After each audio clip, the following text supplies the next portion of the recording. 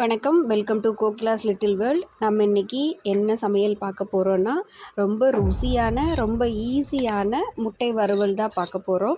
இது ரொம்ப எளிமையாக செஞ்சிடலாம். உங்களுக்கு மேக்ஸிமம் 20 நிமிஷம்தான் தேவைப்படும். முட்டை வேகிறதுக்கு ஒரு 10 நிமிஷம், நீங்கள் மசால் ரெடி பண்ணி வறுத்து எடுக்கிறதுக்கு ஒரு 10 நிமிஷம், மொத்தமாகவே உங்களுக்கு 20 நிமிஷம்தான் தேவைப்படும். முட்டையை நல்லா வேக வச்சுக்கோங்க. 10 நிமிஷம் வேகணும். வேக வச்சு நல்லா ஆற வச்சுக்கோங்க. ஆற வச்சதுக்கப்புறமா முட்டையை நல்லா உரிச்சிடுங்க. உரித்த முட்டையை வந்து 2ஆக கட் பண்ணிக்கோங்க. இல்லை சில பேர் 2ஆக கட் பண்ணாமல் வெறும் கீரல் மட்டுமே போட்டுப்பாங்க. நீங்கள் அப்படி கூட போட்டுக்கலாம். நான் வந்து 2ஆக கட் பண்ணி வச்சுருக்கேன். எங்களுக்கு அப்படி தான் பிடிக்கும் அப்படிங்கிறதுனால நான் வந்து 2ஆக கட் பண்ணி வச்சுருக்கேன். அது மாதிரி நீங்கள் கட் பண்ணிக்கோங்க. இல்லை 4 பக்கம் முட்டையில் கீரல் போடுறவங்க கீரல் போட்டுக்கோங்க. கட் பண்ணி வச்சுருக்கிற முட்டையில் நீங்கள் மசாலாவை தடவிக்கோங்க. எல்லா இடத்துலையும் மசால் வர மாதிரி நீங்கள் மசாலாவை தடவிக்கோங்க. இப்போ நல்லா தோசைக்கல்ல எண்ணெய் ஊற்றி அதை 2 பக்கமும் நல்லா வறுக்கிற மாதிரி திருப்பி போடுங்க. கொஞ்சம் டைம் எடுத்துக்கும். முன்னாடி பின்னாடி எல்லா மசாலாவும் நல்லா வந்து வரட்டும்.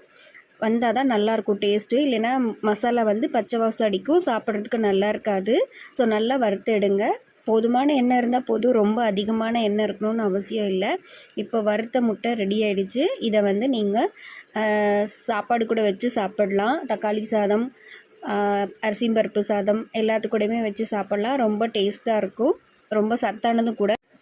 முட்டையில் இன்னும் எவ்வளவு ருசியான ரெசிபீஸ்லாம் பண்ணலாம். நீங்கள் எந்த மாதிரி ரெசிபீஸ்லாம் பண்ணுவீங்க? உங்கள் ஊரில் முட்டையை வச்சு என்ன ஸ்பெஷல்லாம் பண்ணுவாங்க அப்படிங்கிறத மறக்காமல் கமெண்ட் பண்ணுங்கள்.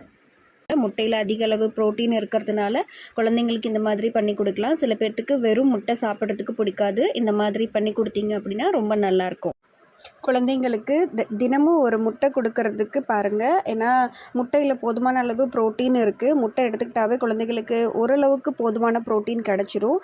அதை எப்படியாவது அவங்களுக்கு கொடுக்கறதுக்கு நீங்கள் ட்ரை பண்ணுங்கள். தினமும் முட்டை சாப்பிட சொல்லி டாக்டர்ஸ் சொல்கிறாங்க. குழந்தைங்க மட்டும் இல்லை, பெரியவங்களும் கண்டிப்பாக ஒரு நாளைக்கு ஒரு முட்டை எடுத்துக்கலாம்.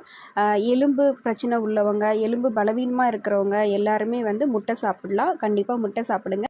இதே மாதிரி எளிமையான இன்னொரு ரெசிபியோட உங்களை அடுத்த வீடியோவில் சந்திக்கிறேன்.